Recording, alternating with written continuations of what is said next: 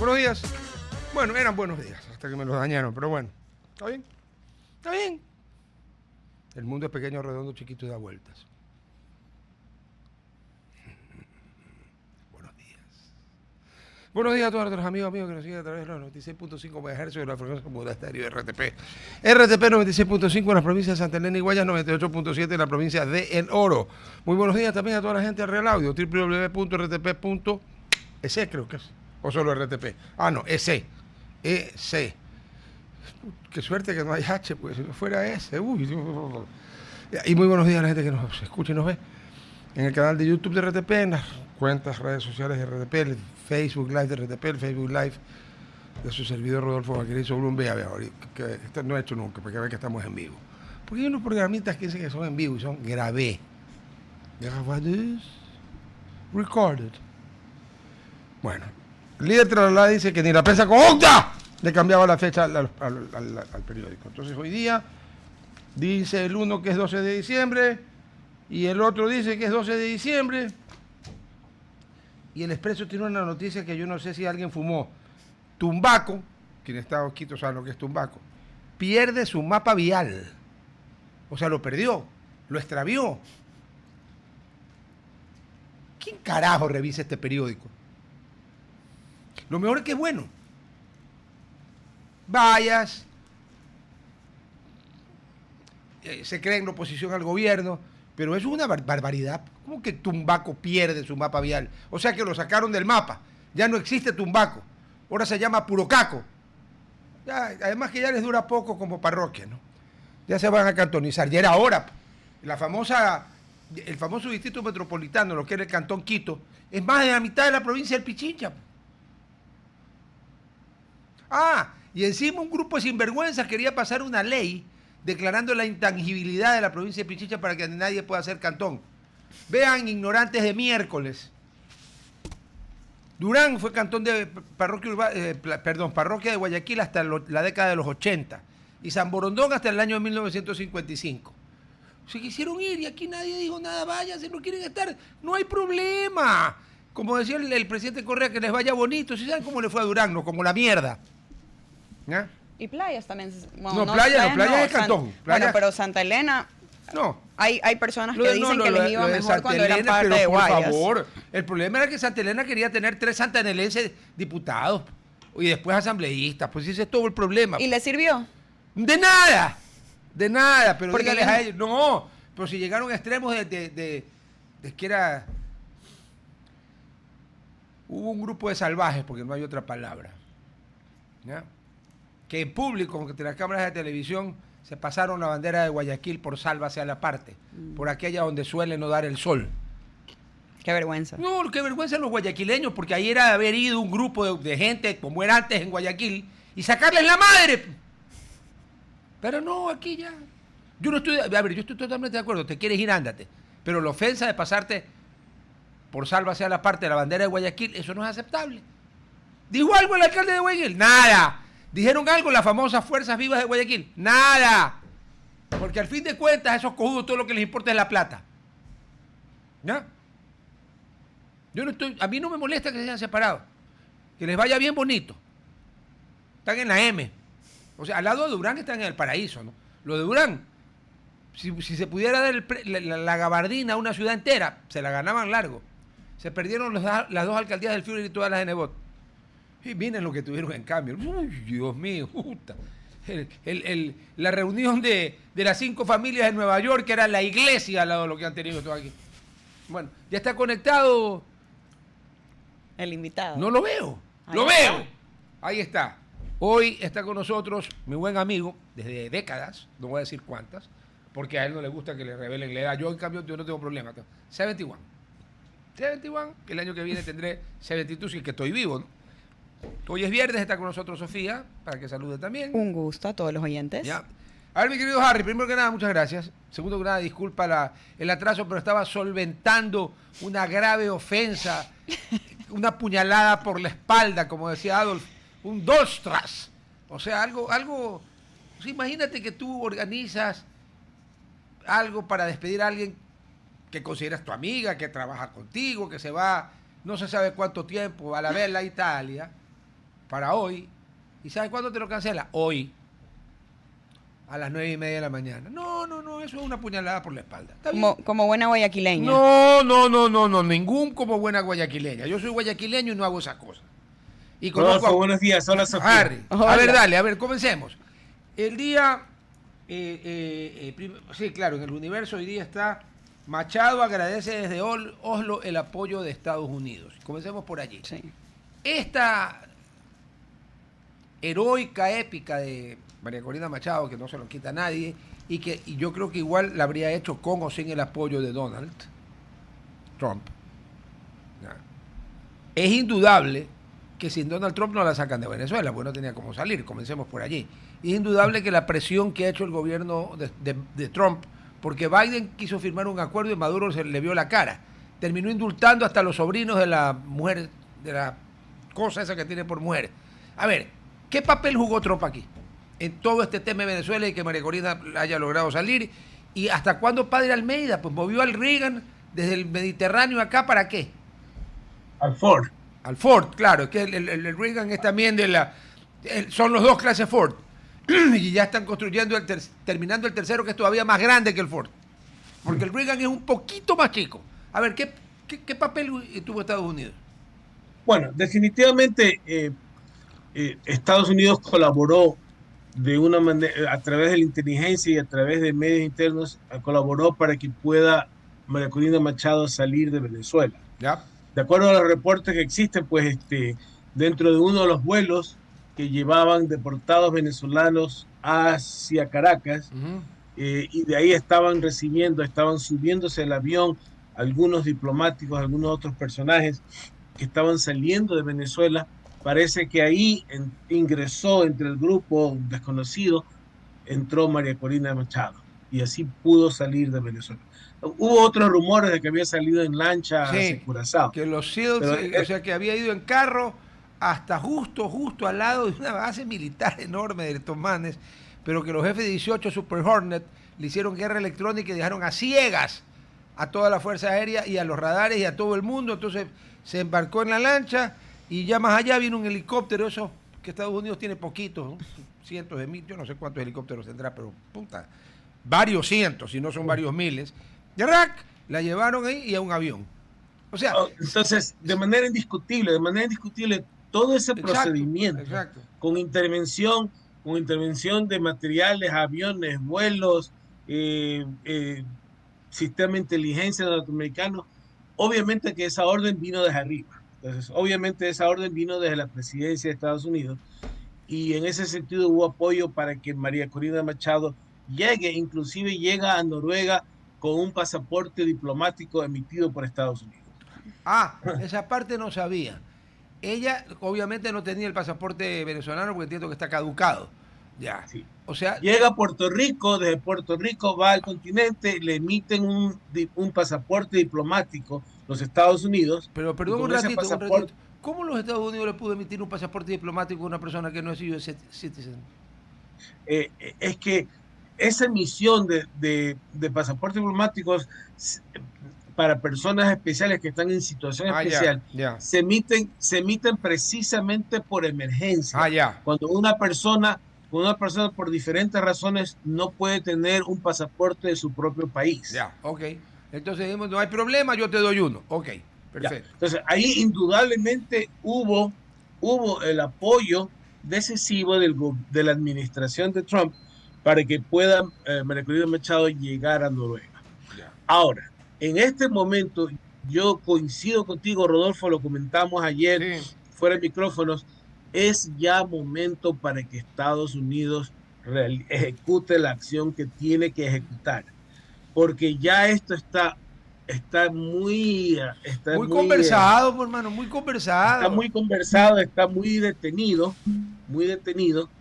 y sería terrible para el gobierno de Trump y para él mismo, para su prestigio, del cual él le interesa muchísimo siempre mantener una figura, una imagen. Sería terrible que pase esta crisis, los portaaviones y los barcos regresen, no pasó nada. Entonces, indudablemente tiene que pasar algo. Ahora, Jaime Bailey dijo hace tiempo, escúchame, Jaime Bailey, que yo en algunas cosas concuerdo con él y en otras no, dijo que el problema con Trump es que es taco. Trump always chicken out. No, pero justamente eso es importante. Taco. Acaban de sacar, BBC sacó que US sanctions 6 more ships after seizing oil tanker off Venezuela. Entonces sabemos que hace unos días hubo un seizing de un barco muy grande que llevaba... Para que los fulanos de los helicópteros cayeron y se llevaron un petróleo. Tú sabes que los petroleros chiquitos no son, ¿no? Estaba cargado. Embarcaron un barco petrolero. Sí. Sí, ahora, pero insisto, pero ya este tema está muy conversado.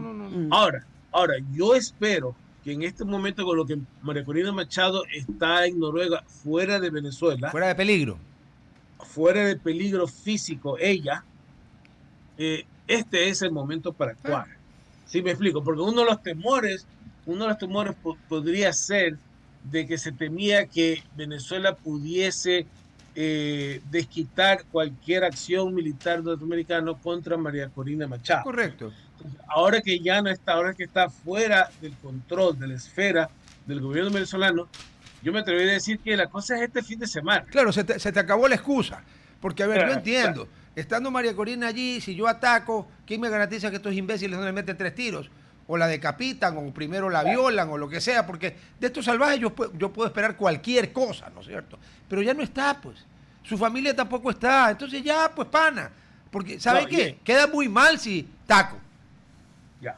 Ahora, ¿qué es lo que espero? ¿Qué tipo de intervención yo espero de parte de Estados Unidos en Venezuela?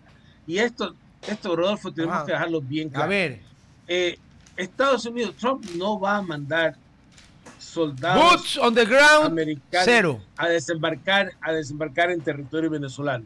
Eso hoy día no goza del favor de la opinión pública. Harry, un favorcito. Sí. Céntrate con la cámara porque estás guindado hacia un lado.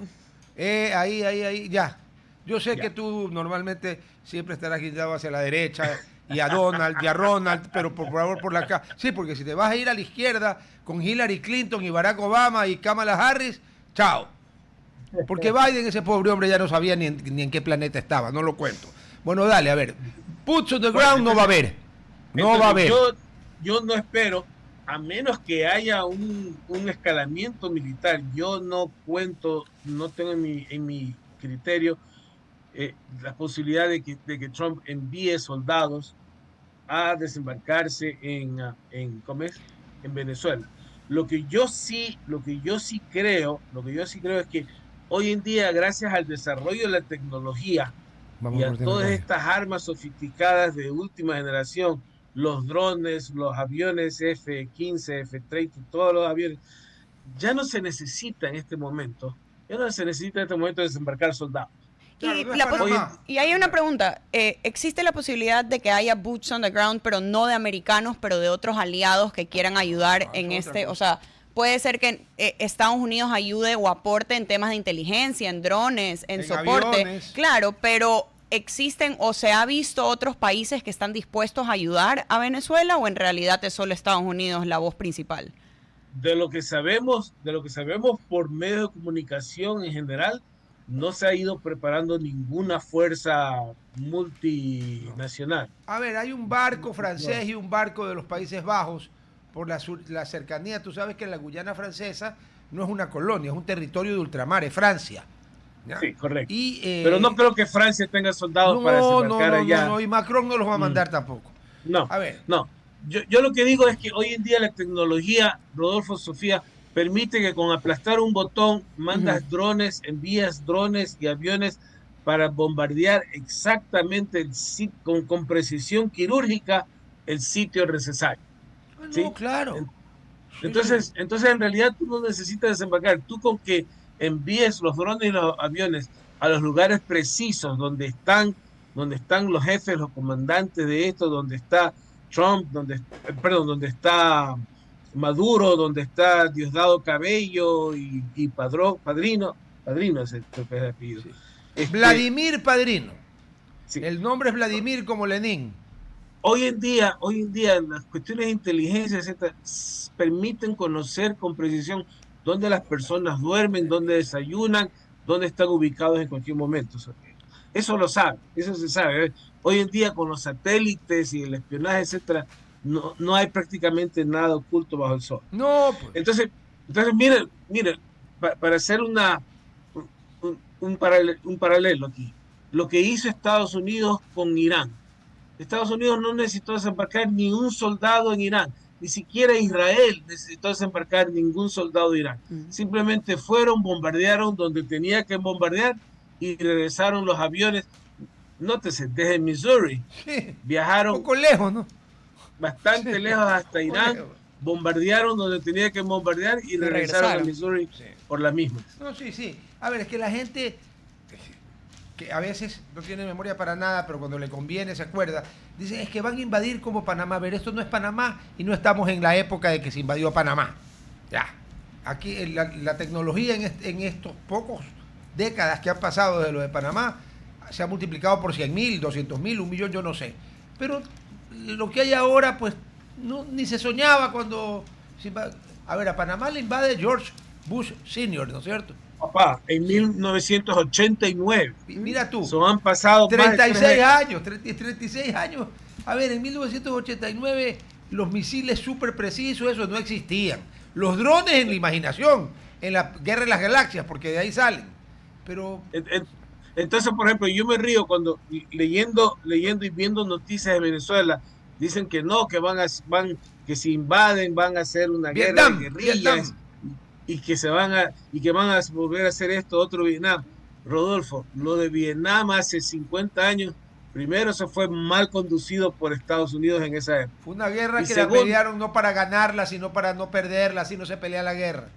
¿Y sabes realmente dónde se perdió la guerra? ¿Sabes dónde realmente se perdió la guerra en Vietnam? Después de ganar Tet. No, se perdió en los medios de comunicación. Sí. Sí. La presión de la opinión pública hizo que Estados Unidos entre en una desesperación por salir de Vietnam. Mira, gente que vivió las dos cosas, dice que no se puede librar una guerra por televisión. Dicen que si los americanos se escandalizaran por las bajas que hubo en Vietnam, o sea, Estados Unidos, Roosevelt hubiera tenido que retirarse de la Segunda Guerra Mundial. Solo podía un ejemplo, si hubieran televisado el desembarco en Anzio, que fue un desastre, o el primer día del desembarco en Playa Omaha, el día D, que tuvieron en un día 10.000 bajas entre muertos y heridos. Eso a escala de Vietnam es astronómico, pero no había televisión, entonces la gente no se enteraba. No había noticias 24/7. No. O sea que, pero igual, la filosofía de las bases del Partido Republicano y del tropismo es no meter soldados. Así que no los va a meter. Meterá gente para que haga Black Ops, que es otra cosa. Y no necesita porque le puede... Ve, si le apagaron todos los radares la noche que se fue... no, en Venezuela, la noche que se fue María Corina. Ahorita Maduro tiene que estar pensando, a ver, si a esta mujer la sacaron como la sacaron, a mí también me pueden venir a sacar. El hombre ya tiene que estar con un serio problema. Por eso es que está rogando que él arregla lo que quiera, pero que le quiten la recompensa. Pues Maduro dice, ¿y qué país estoy seguro con 50 millones de dólares de preso? Qué pena, ¿no? Definitivamente. Qué pena. Entonces, lo que yo espero que finalmente haya alguna acción. Finalmente debe haber alguna acción. Ya... Probablemente este fin de semana, podemos decir, o en las próximas semanas que se acercan, o sea, antes que se acabe el año. Porque Trump ha dicho demasiadas veces que los días de Maduro are numbered. Pero, ¿qué está contando? ¿Hasta 1 millón? Se está demorando bastante. Sí. Yo espero que sea este fin de semana.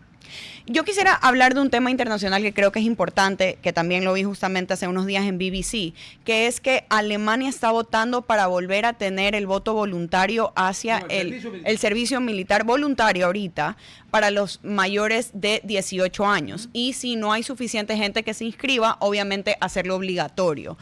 ¿Se está moviendo Europa o estamos viendo una Europa que se está preparando para una posible guerra, una posible tensión, o en realidad solo son países individuales que están mejorando su servicio militar?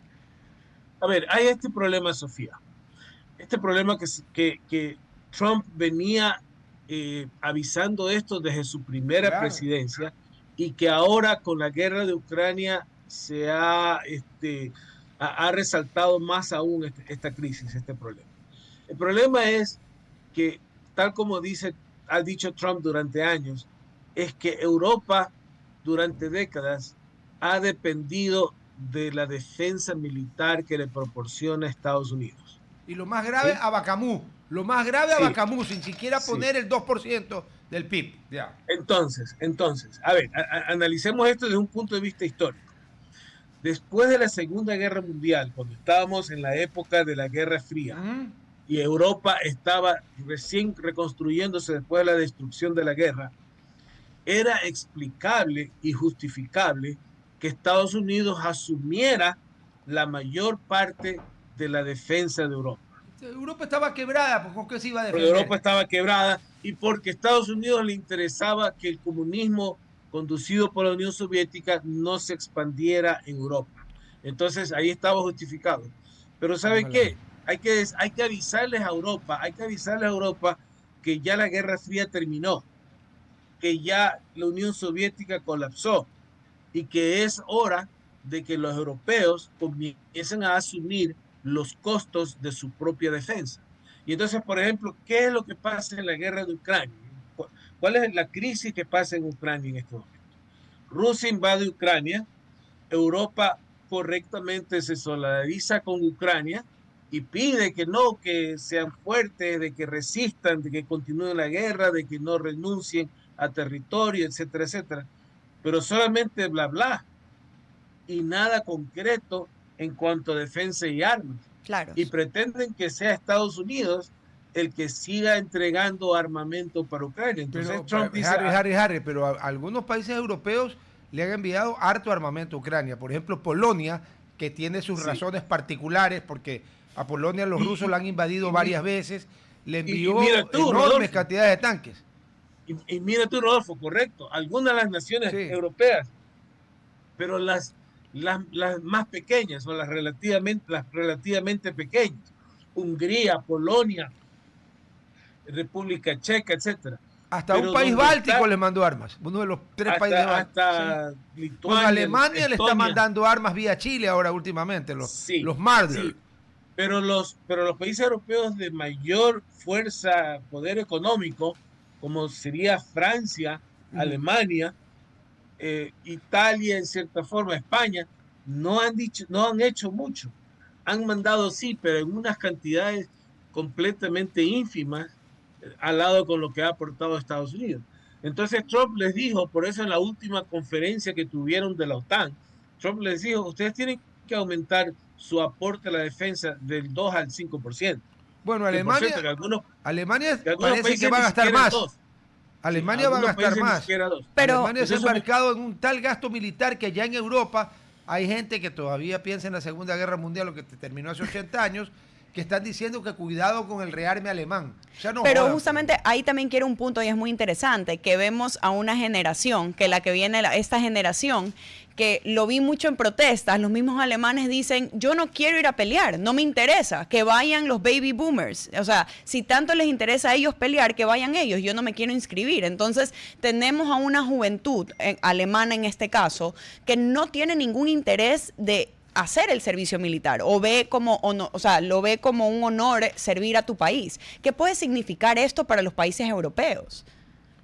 Pero en Alemania, en Alemania el partido Alternative für Deutschland, la alternativa para Alemania, en este momento tiene un crecimiento exponencial y esa gente sí está dispuesta a pelear con los rusos, porque entre paréntesis no los pueden ver ni en pintura. Y entonces, Rodolfo, y al comentario de Sofía, precisamente Sofía acaba de destapar otro problema que tiene Europa en general y principalmente las generaciones jóvenes de Europa. ¿Y cuál es el problema que hay? El problema es que en los últimos años Europa en general se ha vuelto demasiado woke. Super woke.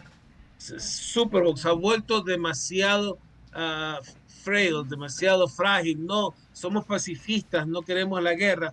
Ok, perfecto. Eres pacifista, no quieres la guerra, pero quieres continuar con tu celular, tomando café en tus cafeterías y reuniéndose en las cafeterías para hablar de la paz, del progreso y del medio ambiente, pero en cambio, ¿quién se hace cargo de la defensa de tus países?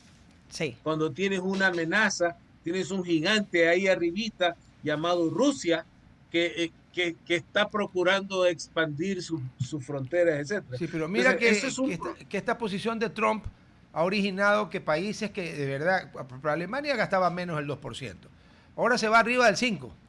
Y el primer gasto que lo puso el socialdemócrata que se fue y que lo ratificó el Merz de la coalición del CSU-CDU, de la centro-derecha, porque eso es centro-derecha en Alemania,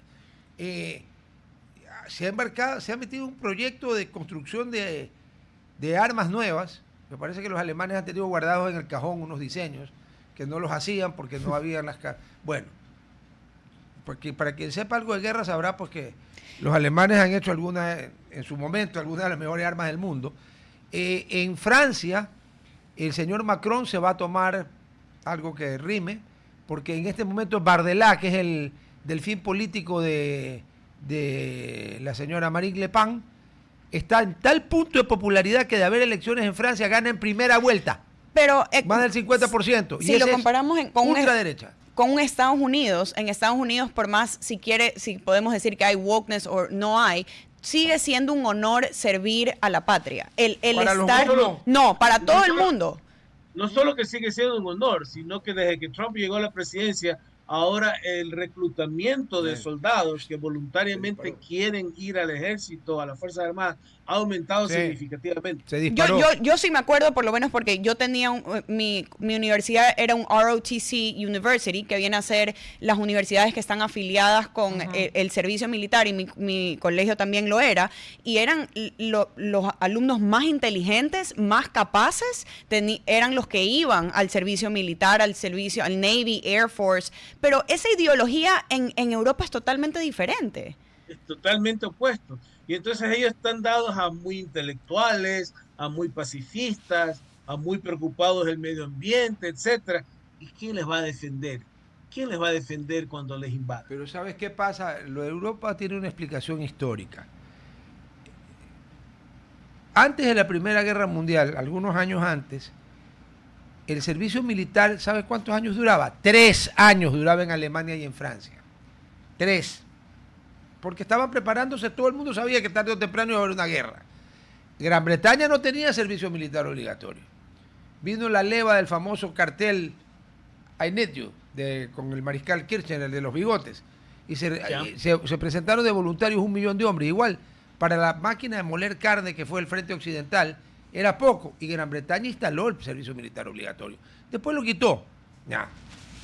Antes de la Segunda Guerra Mundial, tanto Francia como Alemania tenían servicio militar obligatorio. O sea, para Europa el haber tenido servicio militar obligatorio está atado a las 2 guerras mundiales, que han sido las 2 peores guerras mundiales de la historia. Entonces allí hay un problema histórico, que Estados Unidos no lo tiene, porque excepto la guerra con los ingleses, la de independencia, y la de 1812, que un montón de gente ni siquiera sabe que existió, la única guerra que ha habido en suelo americano es la guerra civil. Los 2 lados eran americanos. Entonces, no, es diferente la situación. Entonces volviendo a esto, yo les recomiendo, estaba conversando ayer con Rodolfo sobre esto. Justamente la semana pasada, la administración Trump emitió un documento denominado Política Estratégica Nacional de los Estados Unidos. Les recomiendo que lean ese documento. Recomiendo a todos los oyentes de esta estación de radio que quieren entender mejor qué es lo que está pasando en Europa y concretamente entre Estados Unidos y Europa. Les recomiendo la lectura de este documento. ¿Ya? Ahí en este documento se dice de manera bien clara, bien contundente, yo diría hasta de manera políticamente incorrecta. ¿Qué dice? Y personalmente yo estoy de acuerdo con ser políticamente incorrecto, yo también. porque hay que decir las cosas como son. Por su nombre, y ahí en ese documento, cuando se habla de Europa, se establecen 3 problemas principales que tiene con Europa. Un problema es que Europa no está contribuyendo lo que le corresponde para la defensa. Perdón, no está. 2, ya no se están, bueno, no sigue sin haciendo. Hay uno que no se ha alineado y que ya dijo que no se va a alinear, que es el imbécil España. de Pedro Sánchez, que ya mismo se va a alinear es en la cárcel. Ahí es donde va a ir a dar. Correcto. Un segundo problema que hay en este momento en Europa es que en términos generales tienen una posición bastante woke en todo lo que es cuestiones de Inmigración cuestiones también, migración. de relaciones de cultura, en cuestiones de libertad de expresión. Ya el vicepresidente J.D. Vance, en un discurso que dio en Europa al principio de esta administración, ya les dijo en su cara que ustedes se están alejando de los principales principios de la cultura occidental. Correcto, Y hace rato. tienen este problema de que no existe completa libertad de expresión en los mismos términos que existen en Estados Unidos, en los mismos términos como Estados Unidos entiende la libertad de expresión. Tú en Europa, si tú publicas algo en Facebook que puede parecer como discurso de odio, etcétera, etcétera, te vas a la cárcel. Sí, no es que te cierran la cuenta. Y donde se te, te vas a la cárcel. Donde se te ocurre Eso mencionar no el nombre de Adolf, te vas a la cárcel. Entonces, si tú dices, ¿de qué democracia si tú dices hablamos? algo pro-nazi, te vas a la cárcel, Claro. así es. Entonces, eso no es respetar la libertad de expresión. No. Porque recordemos que la libertad de expresión existe no para decir cosas bonitas. No, es para decir lo que uno quiere. Si tú vas a decir cosas bonitas, no necesitas libertad de expresión. Tú necesitas libertad de expresión para que puedas decir cosas que puedan ser desagradables para otros. Ahora, la libertad de expresión sí tiene que tener un límite. Una cosa es libertad de expresión y otra cosa es calumniar y difamar. Por ejemplo, yo voy a usar mi libertad de expresión. Es un ejemplo, ¿no? Y voy a decir que Sofía es una asesina serial. Carajo, eso no es libertad de expresión, pues. Sí, quiero expresar dos razones que, Rodolfo, te comentaba ayer que yo estoy enseñando ahora en una academia, American Government. Y en American Government explicamos de manera completa qué es lo que significa la libertad de expresión y cómo es que Estados Unidos entiende la libertad de expresión.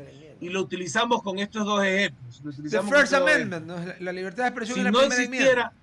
Si no existiera la primera enmienda, correcto. Y la segunda es el derecho a portar armas. Mira tú. Dos ejemplos. Si no hubiese existido sin libertad de expresión, Charles Darwin jamás hubiese podido publicar El origen de las especies. Si no existiera libertad de expresión, Galileo Galilei no pudo haber dicho que la Tierra gira alrededor del Sol. Bueno, tuvo que retractarse porque si no lo quemaban. Tuvo que retractarse por su pellejo. Sí. Tuvo que retractarse por su pellejo. Pero lo que te quiero decir es que en un país, en una cultura, civilización, donde no hay libertad de expresión, se corta la expresión de las ideas, se reprime la expresión de pensamiento que puede o no significar la evolución de la sociedad. Ya, pero por eso es que punto de orden, Estados Unidos debería mirar también ¿cómo es la cita bíblica? No hay que mirar la paja en el ojo del vecino sin ver la viga en el propio. Durante los 4 años del decrépito ese de Biden, que ahora hay un lío, porque parece ser que la denuncia de Trump no ha sido cuento, y de que ha habido manipulación de una empresa que tenía los resultados de 4 estados en la elección del 2020. Parece ser. No. Yo lo vi ayer ya. A ver, están investigándolo ya. A ver. Pero es como hablar de Luisa con la tinta falsa. Acuérdate que durante la administración Biden se censuró en redes sociales. Twitter censuró muchísimo. El mismo Zuckerberg admitió que sufrió presión de parte de la administración Biden para no publicar ciertas noticias. No, especialmente los negociados del hijo de Biden, Hunter Biden. ¿Con quién? Con Ucrania. Ya. Pero bueno, entonces volviendo al sitio, y el otro problema que está, que el documento este documento de la política, la estrategia de la política nacional de Estados Unidos, es que ahí se menciona de que si Europa no toma el control de sus fronteras, no toma control de la entrada de inmigrantes, de la masiva entrada de inmigrantes, en 20 años Europa va a cambiar completamente su composición habitacional. Y entonces, ¿y por qué le preocupa eso a Estados Unidos? Porque ellos dicen, ok, en la OTAN nosotros hicimos un pacto, un acuerdo con Europa, con los europeos de Europa. Si los países europeos cambian en 20 años su composición demográfica, no sabemos si esa misma población que va a estar en control de los países europeos van a tener la misma visión de la OTAN en 20 años. Una pregunta, un país que sabemos que no se está alineando un poco a los ideales de Trump es España, que en estos momentos nosotros vemos, sí, pero nosotros vemos que los ciudadanos españoles también están teniendo un descontento por la afluencia de migrantes que hay en ciudades españolas y dicen que los precios de los pisos han subido exponencialmente.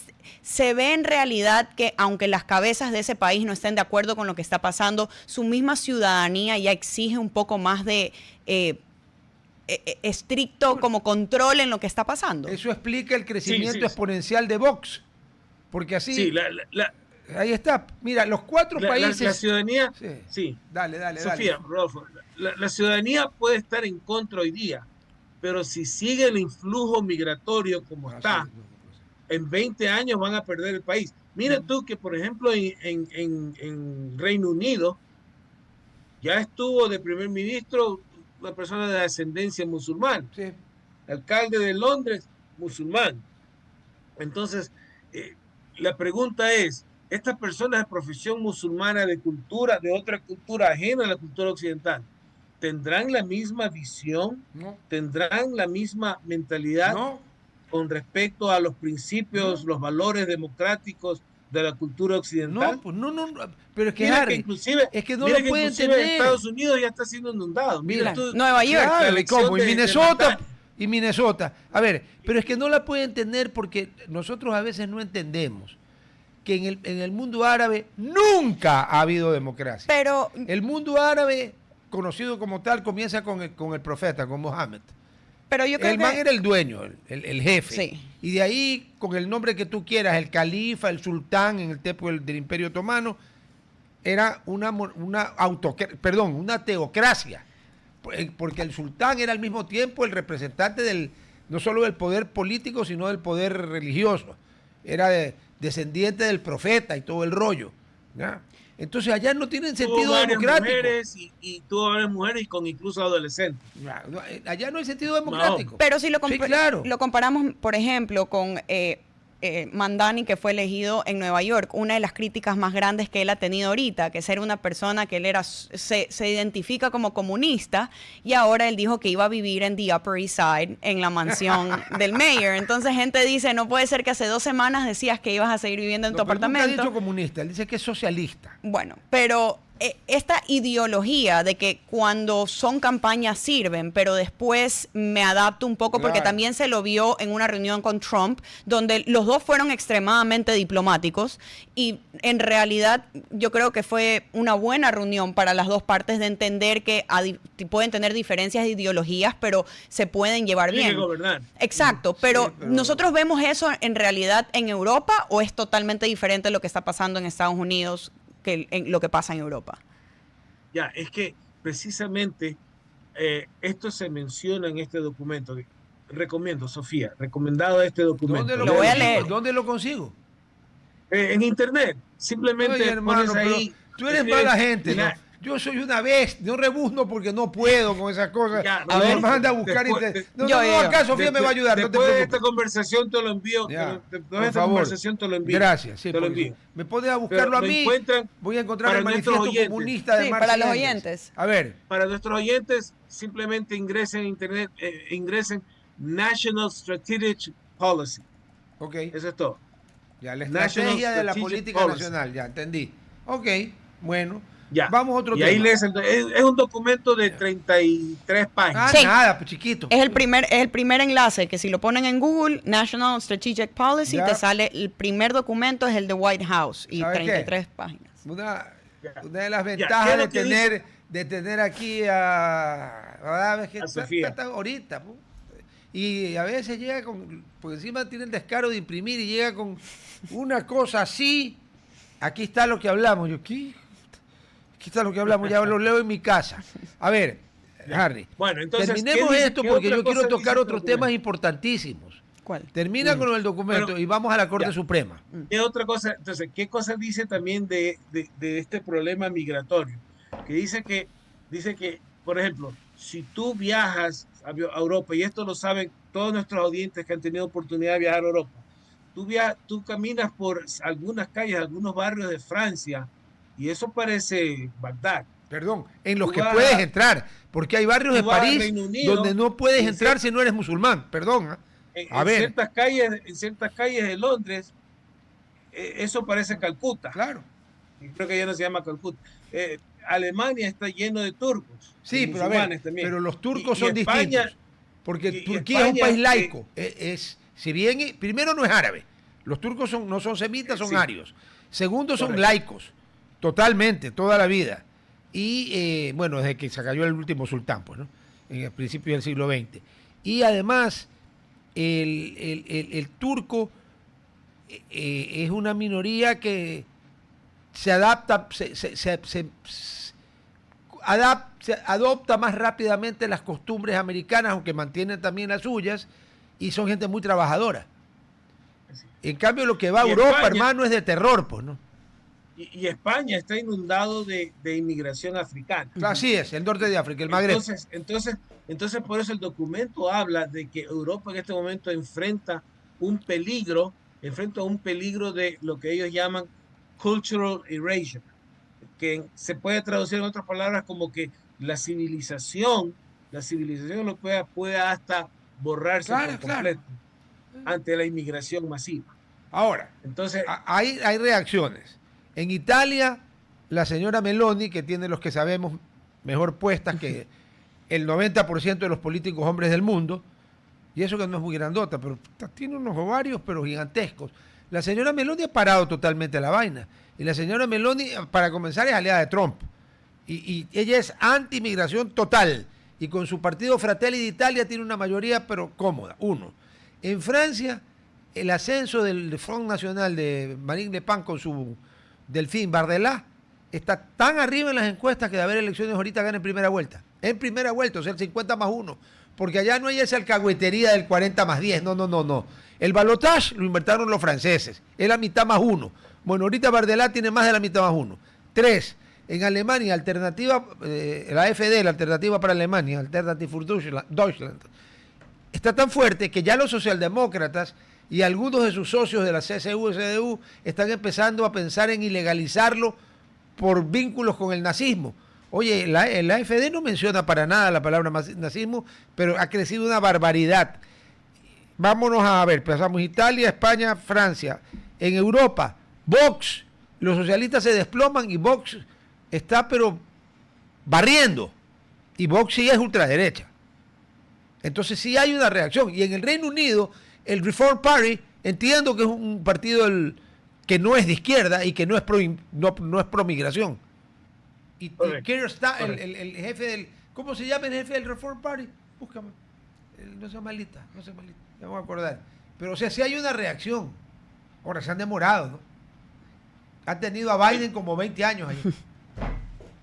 Sí, es que es verdad. Bueno, y entonces otras políticas interesantes que menciona este documento es que dice así, sin ambajes, de manera bien blunt, dice sin ambajes, que Estados Unidos, la política de Estados Unidos va a asegurarse que no va a requerir materiales, materia prima y otras cuestiones de estados que son adversarios. Es decir, que Estados Unidos va a procurar garantizar el flujo de todas las materias primas que necesita el país para desarrollarse. Y entonces dice que va a reforzar el Monroe Doctrine, la doctrina Monroe. Claro, del siglo XIX. America for Americans. Con corolario Trump. Sí. ¿Cuál es el corolario Trump? Como tú sabes, Rodolfo, la doctrina Monroe decía al principio América para los americanos. Correcto. Y se basaba en el principio de que no permitía que Europa pudiese establecer nuevamente colonias en todo el continente americano. No. La doctrina Monroe significa no más injerencia colonial en América. El corolario Trump es que ahora ellos dicen no solamente que no van a permitir injerencia de otros países, de otras potencias extranjeras adversarias, sino que también la política va a ser asegurarse que ellos puedan tener acceso a todas las materias primas de la esfera occidental. del mundo occidental, del hemisferio occidental. Ahora. Y dice, y van a entrar en una política de cortar los lazos de otros países, no lo dice, pero se refiere a China con otros países del hemisferio, cuando construyen, por ejemplo, puertos, cuando construyen, por ejemplo, infraestructura, etcétera. Y mientras leía este documento, Sofía, te vas a dar cuenta, mientras leía este documento, enseguida pensé en el puerto que China Chancay. está construyendo en el Callao. No, ya lo construyó, ya está operativo, Ya Chancay, Chancay, sí. Ya, Ahí va a pasar algo, porque yo creo que Trump le va a decir una vez que Gerí, el presidente que reemplazó a la Bularte, llame elecciones, Estados Unidos le va a decir, pana, tú no puedes estar, como dice la escritura, no puedes servir a dos señores, no puedes estar con el diablo y con Dios. Escoge. Ay, por si acaso, yo soy Dios, el diablo es China. ¿Qué quieres? Ya. Y Perú no está cojudo. Y mira lo que pasó con el canal de Panamá. Claro, sí. Colombia, Panamá existe por eso. Si Panamá era parte de Colombia. Lo que pasa es que el Senado colombiano no aceptó lo que pedía Estados Unidos. Rodolfo, Panamá es un invento de Estados Unidos. Sí, claro. Panamá como país nunca existió. No. Fue un invento de Estados Unidos para crear su canal. Sí. Ya había un sentimiento contra Bogotá en Panamá, pero Panamá realmente existe desde que los gringos se lo separaron de Colombia. Nunca fue ni siquiera lo más bajo en la escala de las leyes de Indias, que es la audiencia, que eso es lo que no les gusta a los amigos de... No fue ni siquiera audiencia. No fue ni audiencia, peor capitanía general, peor virreinato. Pues, ¿no? Ya, era... una parroquia rural. Financió, ordenó, organizó el canal de Panamá para hacer el canal. Sí. Punto. Ahora sí. Y entonces por eso les digo, ya le dijeron al presidente panameño, tú no puedes estar entregando el control de Panamá a empresas chinas. Sí, no, lo hicieron así, que es una seña internacional. A ver, mi querido Harry, antes de que se nos vaya el tiempo, a ver, la semana pasada The Supreme Court hizo dos cosas. Número uno, dijo que el juez distrital que había bloqueado una decisión de Texas, que ahora me la explicas bien a todos, el inconstitucional era el juez, y que lo que estaba haciendo Texas era perfectamente constitucional, con lo cual sentó un precedente. Y número dos, pese a que los demócratas juraban y rejuraban de que la Corte no iba a aceptar el caso, aceptó estudiar y por tanto fallar en el tema de la enmienda decimocuarta, enmienda que se inventó para que los esclavos, que eran cosas, puedan ser personas. Entonces la decimocuarta enmienda dice que toda persona nacida en Estados Unidos es americano, pero dentro del contexto de la postguerra civil, y luego la han estirado, pero más que chicle. Explícame las dos cosas, por favor. No solo eso, sino que hay una frase especial que ya la voy a mencionar. Vamos al primero. Vamos a Texas. Para entender el problema del primero, primero tenemos que entender, nuestra audiencia debe entender de que el sistema de elecciones por representación en Estados Unidos es diferente al de Ecuador, completamente diferente. Sí. En Ecuador nosotros elegimos congresistas, o sea, asambleístas. Sí. Nosotros elegimos asambleístas por lista. Correcto. Por lista. Entonces, cada provincia pone X número de representantes, de candidatos en la lista, que depende de su población y todo. Y entonces, por ejemplo, Guayas, nosotros votamos por una lista de 5 candidatos. En cada distrito. En cada distrito. Claro, porque a Guayas sí lo han dividido. Correcto. Pichincha, Guayas y Manaví tiene 3 distritos. Sí. Ya. ¿Cuál es el problema? Con ese sistema? Es que los votantes conocen quizás al primero que está en la lista, quizás algo del segundo, pero tercero, cuarto y quinto de la población no sabe quiénes diablos son. No, pues que normal, sí. Relleno. Son rellenos, son ilustres brother. Desconocidos. Relleno. Son ilustres desconocidos que una vez que llegan a la asamblea dicen yo soy el representante de mi provincia, de mi distrito. Y mentira, porque nadie los conoce, ni siquiera los conoce. Oye, pero juegan un papel importante. Ahorita que acaba de pasar Thanksgiving, acuérdate que al pavo se lo rellenan, ¿no es cierto? Estos manes son el stuffing del pavo, por el tercero, el cuarto, el quinto, Esos son el relleno. Y muchas veces Y te estos aseguro que candidatos... el segundo ni lo conocen muchas veces. Dele. Y muchas Vamos al veces aire. estos candidatos, yo lo he visto, digamos, hasta en Nueva York, no tienen contrincantes, sino que es solo una persona que va a la elección y termina siendo elegida porque es la única persona available, digamos, para eso. Eso sucede en los distritos que son ya claramente demócratas o claramente republicanos. Ya ni siquiera hay un opositor, ya ni siquiera se molestan en poner opositor.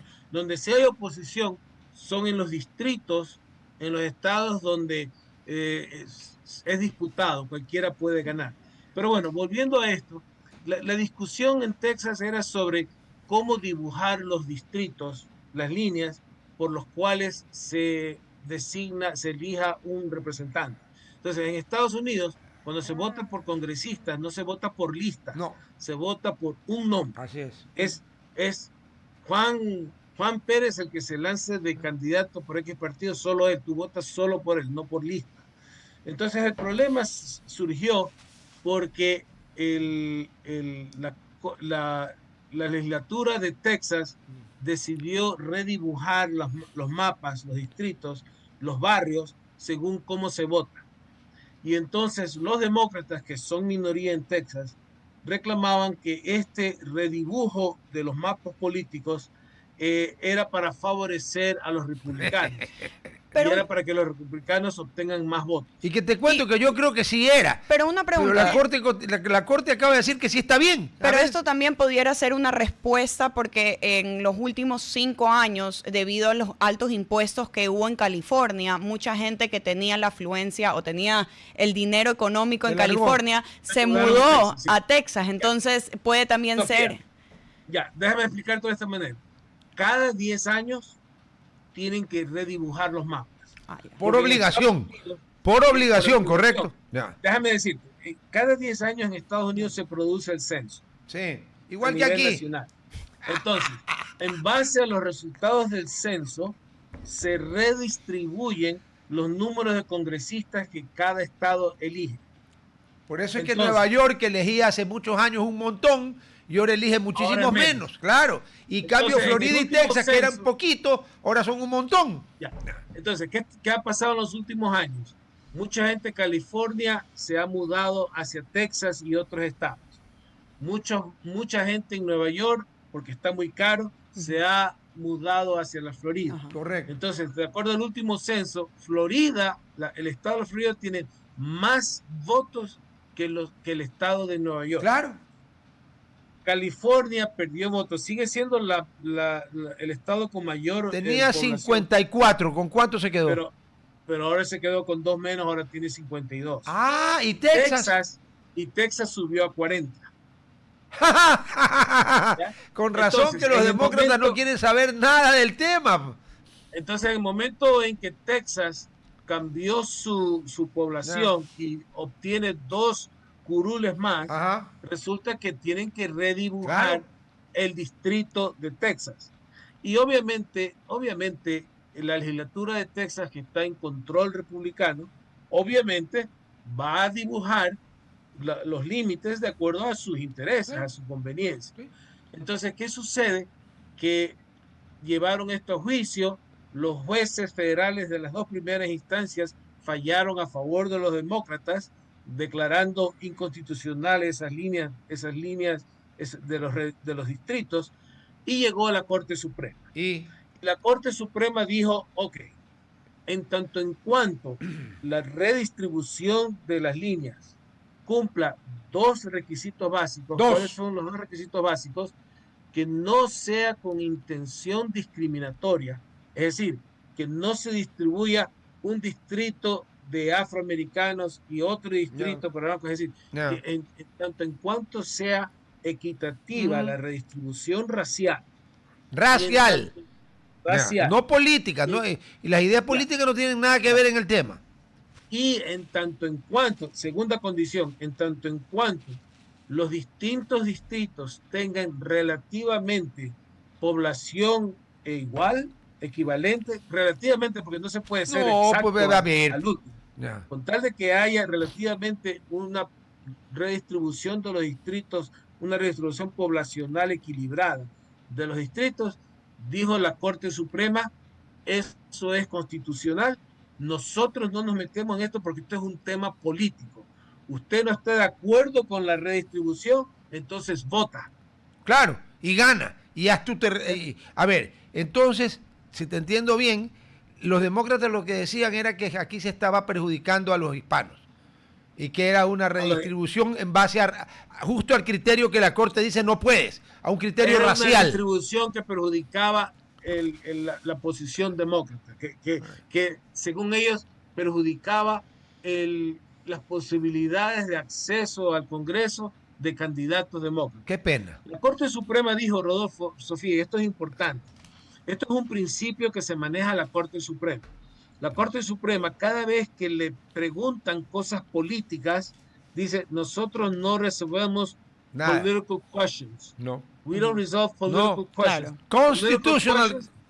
Los political questions a los branches, claro. a los poderes políticos. Claro. Nosotros resolvemos es la parte judicial, legal de los acontecimientos. Perfecto, ahora sí, antes de que se nos vaya el tiempo, el segundo tema, el tema de que la Corte ha aceptado analizar cuando eres ciudadano americano por nacimiento, que muchos decían, no, pues si la 14ª enmienda dice que todos. A ver. Cuando dicen todos, no están diciendo la verdad completa. A ver. Y aquí voy a hablar en términos jurídicos, Rodolfo. A ver. ¿Qué dice exactamente la primera parte de la enmienda 14, que es el objeto de discusión? Sí.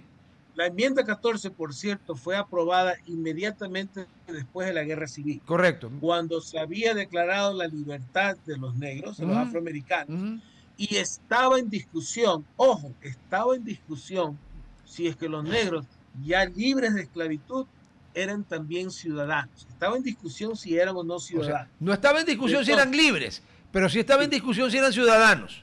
Correcto. Entonces, ¿qué dice la enmienda 14? ¿Ya? La enmienda 14 dice textualmente, en su primer párrafo, dice, toda persona nacida en Estados Unidos o naturalizada en Estados Unidos es ciudadano americano. ¿Ya? Pero dice, y sujeto a la jurisdicción de Estados Unidos. ¿Ya? Dice, toda persona nacida en Estados Unidos o naturalizada y sujeto a su jurisdicción es ciudadano americano. Entonces, yo les explico a mis alumnos, si la Constitución hubiera dicho únicamente, toda persona nacida en Estados Unidos es ciudadano americano, entonces no habría esta discusión. Discusión no habría, porque sería más que claro que toda persona nacida en Estados Unidos es ciudadano americano. El problema es esta frasecita, esta frase pequeña que dice toda persona nacida en Estados Unidos y sujeto a su jurisdicción, esa frase, y sujeto a su jurisdicción. El problema jurídico es interpretar qué quiere decir y sujeto a su jurisdicción. ¿Qué significa para ti, por ejemplo? Entonces, vamos a esto. El lado demócrata o el lado pro inmigración dice, no, esos sujetos a su jurisdicción quiere decir que los hijos de diplomáticos nacidos dentro del territorio americano no son ciudadanos americanos porque tienen la ciudadanía de su respectivo país. Claro.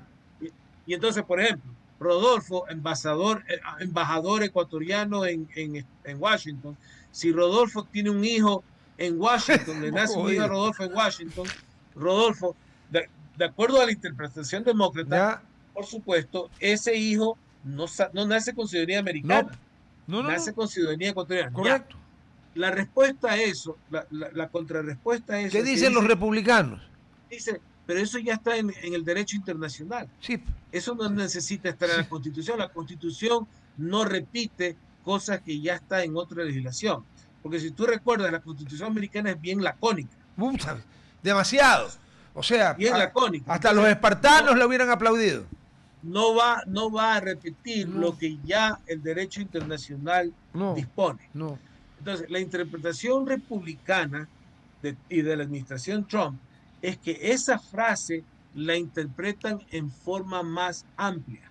¿Cómo? Dice, esa frase y sujeto a su jurisdicción quiere decir únicamente aquellas personas que están bajo jurisdicción americana, que el gobierno de Estados Unidos los tiene, ejerce jurisdicción sobre ellos completa.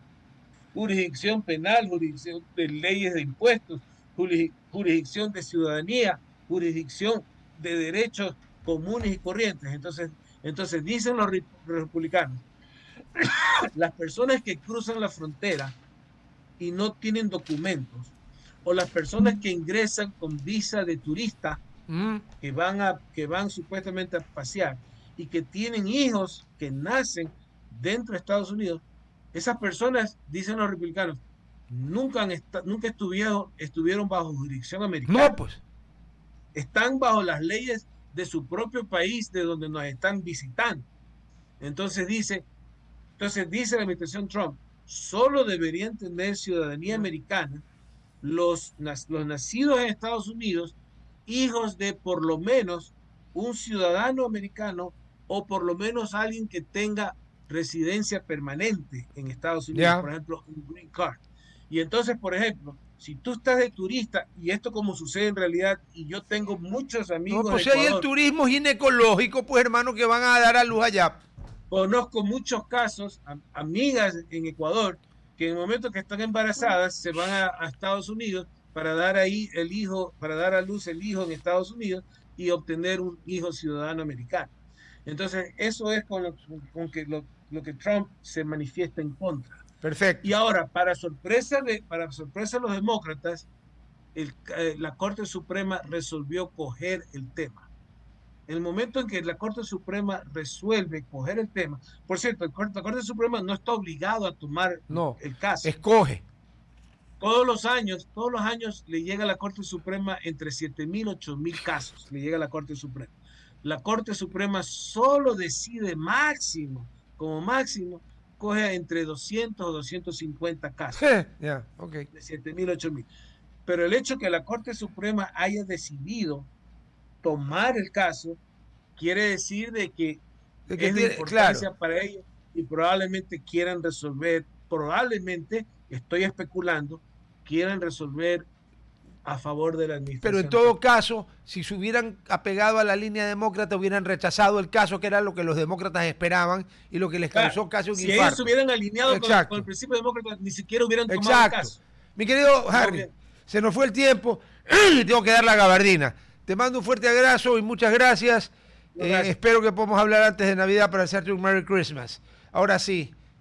Ahora, Gerhard. Ok.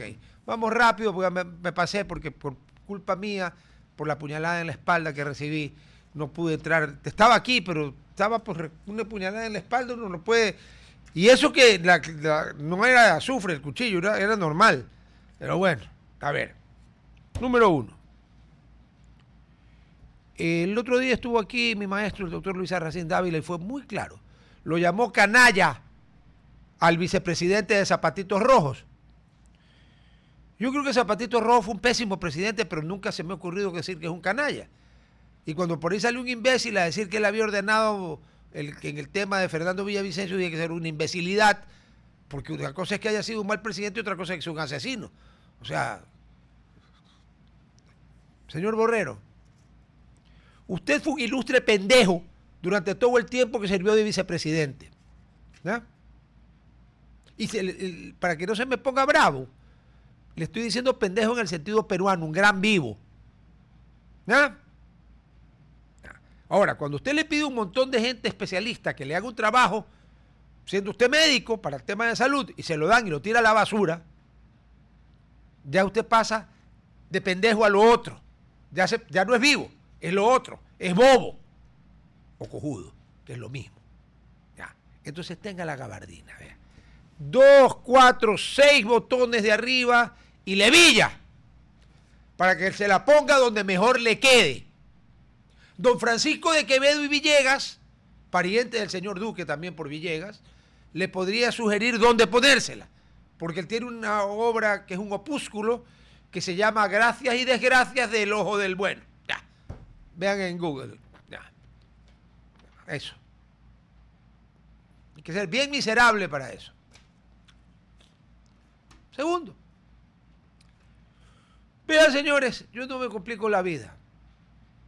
Lo que pasó en la calle, afuera del terminal terrestre, es inexplicable. ¿Ya? A mí me importa un carajo si estaba o no estaba en el CERCOP, si en el CERCOP tenía calificación AAA o triple M, porque triple Z no significa nada. Triple M, no me importa. Aquí lo que me importa es que no puede ser posible que un grupo de guardias privados, y ya vi el tema, ¿no?, en la cual sale la medio jefa de ellas vociferando como loca. Parece que se había pegado un pase de cocaína de la mala para arengar a estos tipos para que los revienten a golpes a los periodistas de TC. A unos 8 puntos en la cabeza le partieron. Hoy presenta TC la demanda penal contra esta imbécil, ¿ya?, con instintos criminales, y ahí viene un problema. ¿Quién controla si los que trabajan en las guardias, las compañías de seguridad han pasado un examen psicológico? Yo quiero saber eso. Y por si acaso, si no está en la ley de salud mental, debería poner un tema obligatorio. Entonces, la señora, señorita o lo que carajo sea, gabardina contigo. En menor grado con los que cumplen órdenes, porque deberían saber que las órdenes ilegítimas no se cumplen. Pero igual. Y sí. peor caerles a golpes. Exacto. Y en tercer lugar, el señor, porque ya no son fundaciones, porque estamos en la otra época. La pendejada de esta hora, todo es EP. Ya mismo le digo qué significa para mí EP. EPs tampoco hay muchas, ya las están terminando. El gerente de eso, si tuviera sangre en la cara, en vez de ir a querer pedirle disculpas a TC, a Rafael Cuesta, que está de gerente general por el momento, debía haber puesto su renuncia a consideración del alcalde. Y el alcalde vería si se le aceptaba o no se le aceptaba. Eso hace la gente con un mínimo de decencia. Pero obviamente esta gente, pues, no me joda. Le revientan a golpes. Y el tipo sigue allí, no, yo voy a pedir disculpas. Anda, pide disculpas. Iba a decir una barbaridad. Chicos, happy weekend. Nos vemos Pasen el lunes. bien. Esperen verme el lunes si es que no muero de las heridas de la doble puñalada. Porque me estaba olvidando que fueron 2 puñaladas. Nos vemos el lunes. Feliz fin de semana. RTP